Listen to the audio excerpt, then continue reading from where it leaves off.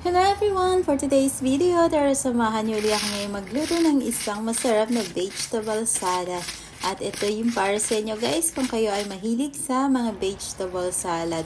Ayan, meron tayo ditong cabbage. Lagyan lang natin ng asin, then i-grief natin. Tapos lagyan natin siya ng mainit na tubig. Bubuhusan lang natin para maging crunchy yung ating cabbage.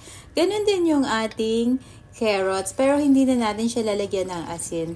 Tubig na mainit lang at pagkatapos nito ay atin na siyang pagsasamahin. Magagawa ngayon tayo ng dressing ng ating vegetable salad. Meron tayo ditong garlic, salt, sugar, black pepper, chili flakes, at saka nagdagdag din ako dito ng chili green para medyo may konting anghang. At ayan, timplahin lang muna natin pag hindi pa tama yung ating tamis dahil maasim yung ating vinegar.